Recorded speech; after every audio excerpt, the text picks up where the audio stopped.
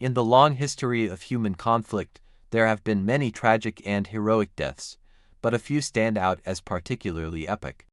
These are stories of bravery, resistance, and sacrifice that continue to inspire people to this day.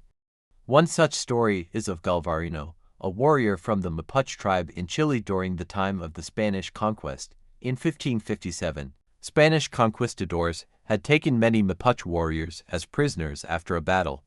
They were being taken back to the Spanish camp, but instead of killing them, the Spanish planned something even more horrifying: to use them as a warning for others. Before we dive into this incredible story of loyalty and heroism, make sure to like the video, subscribe to the channel, and hit the bell icon so you never miss more epic stories from history. Trust me, you don't want to miss this one. It's about a dog who became a war hero. Galvarino was one of these prisoners. He had just fought in the Battle of Lagunas but had been captured along with many others. The Spanish governor at the time, Garcia Hurtado de Mendoza, was tired of the local resistance and wanted to send a terrifying message to stop further uprisings. When the prisoners arrived at the camp, he ordered his soldiers to mutilate them. Some had their noses and right hands cut off, while warriors like Galvarino, seen as more dangerous and skilled, had both hands chopped off. When Galvarino's turn came, he showed incredible courage. He placed his right hand on the chopping block without hesitation, and after it was chopped off, he calmly placed his left hand there too. He didn't scream or cry. After both hands were gone, he even asked them to kill him and end his suffering, but Mendoza refused. His plan was to let Galvarino live, so he could return to his people and scare them into submission.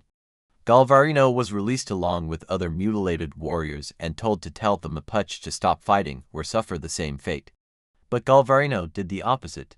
When he returned home, instead of begging his people to surrender, he raised his stumps and made a passionate speech. He told them that what the Spanish had done to him and others would only continue unless they fought back.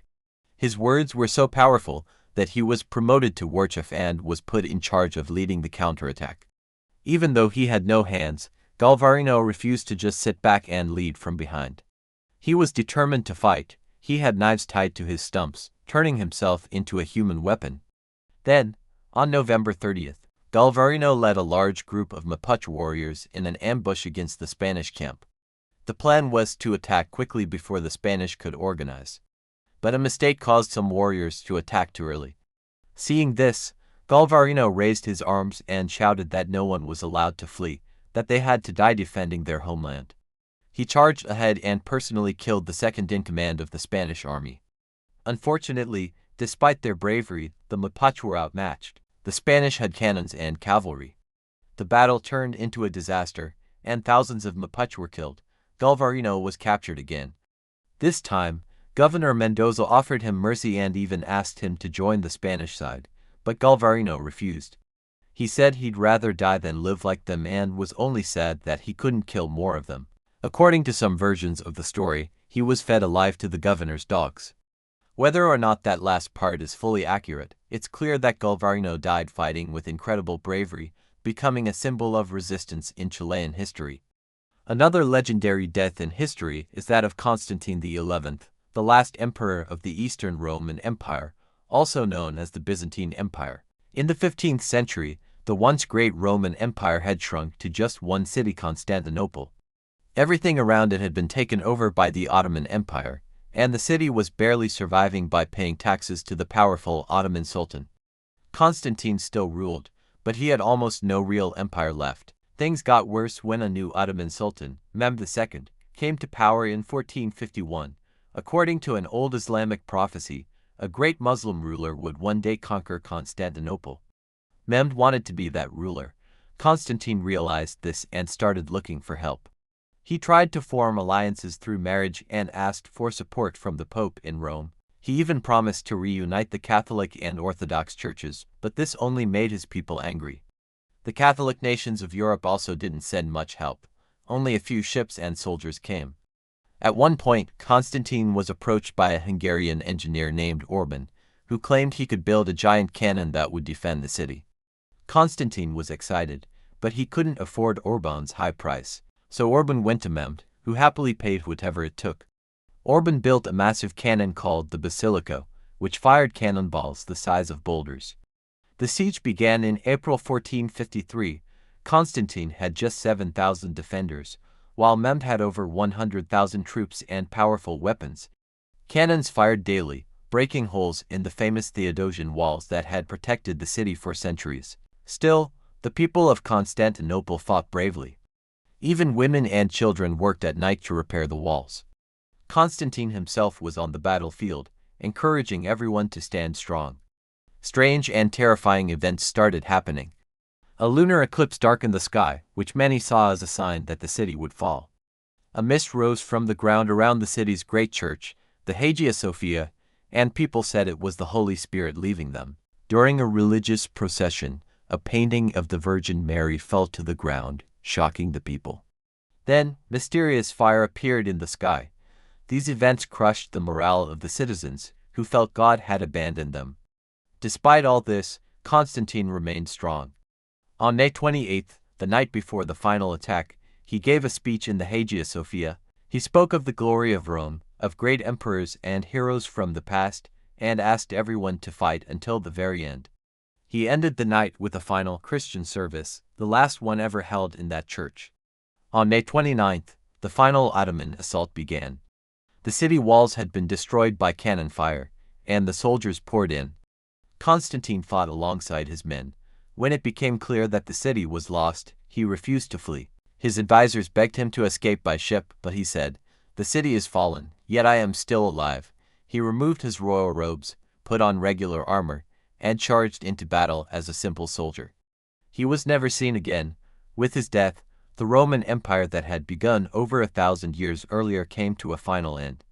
Constantine XI is remembered not just as a ruler but as a man who stood by his people and his history until the very last moment. The third epic death is perhaps the most heartbreaking and heroic of all. It's the story of Sergeant Gander, not a man, but a dog. In 1939, a Canadian family in Newfoundland had a big, black Newfoundland dog named Pal. He was huge, playful, and loved the children. But one day, he accidentally scratched a child while playing. The family, worried he might hurt someone again, decided not to put him down. Instead, they gave him to the nearby Royal Rifles of Canada, a group of soldiers who needed a mascot. The soldiers quickly fell in love with the dog and renamed him Gander, after the town where they were based. He became a part of their unit. They fed him, played with him, and even gave him his own rank sergeant with real stripes on his collar. Gander had finally found a home where he belonged. In 1941, the Royal Rifles were sent to Hong Kong to help defend it from a Japanese invasion. They brought Gander with them. At first, life was peaceful, but everything changed on December 8th, the day after the attack on Pearl Harbor. Japanese forces launched an attack on Hong Kong. The Royal Rifles were stationed at Lai Mun Gap, a critical location, and were under heavy fire. Gander wasn't just sitting in the back, he was on the front lines, chasing away Japanese soldiers and protecting his unit. The Japanese had never seen such a big dog before, and many were terrified of him. He would run into enemy lines, barking, biting, and even knocking soldiers down. On December 19th, a group of Canadian soldiers were badly injured and stuck on the battlefield. Suddenly, a grenade landed near them. They couldn't move. Just when it seemed they were doomed, Gander ran forward, grabbed the grenade in his mouth, and ran away with it. A few seconds later, it exploded, killing Gander, but saving the lives of the soldiers. In 1939, in Newfoundland, Canada, a family adopted a black Newfoundland puppy. This dog was large, playful, and full of energy. His name was Pal. He quickly became a beloved part of the family, especially for the children. They played with him all the time, and he was so big that the kids could ride on his back or have him pull them around on sleds. Pal was gentle but full of excitement. However, because of his large size, he sometimes got too excited during play. One day, while playing with some local children, he accidentally scratched one of them. This made the family realize that Pal might be too big and strong to safely stay in a home with small children. The family didn't want to give Pal up, but they also didn't want to put him down. So instead, they made a loving and thoughtful decision. Near their home was a military base, the 1st Battalion of the Royal Rifles of Canada. The family decided to donate Pal to the soldiers stationed there. When the dog arrived at the base, the soldiers immediately loved him. They renamed him Gander, after the town they were stationed in. Gander quickly adjusted to military life and became more than just a mascot. He became part of the team. Gander was no ordinary dog. He had a strong bond with the soldiers. He marched with them, slept with them, ate with them, and even drank beer with them on occasion. The soldiers respected him so much that they gave him the honorary title of Sergeant Gander. He even received a special collar with military stripes. Gander brought joy to the troops, helping to raise morale during difficult times. He was more than a pet, he was a fellow soldier and a friend. In 1941, the situation in the world was becoming more dangerous. World War II was already underway, and the British forces were being stretched thin.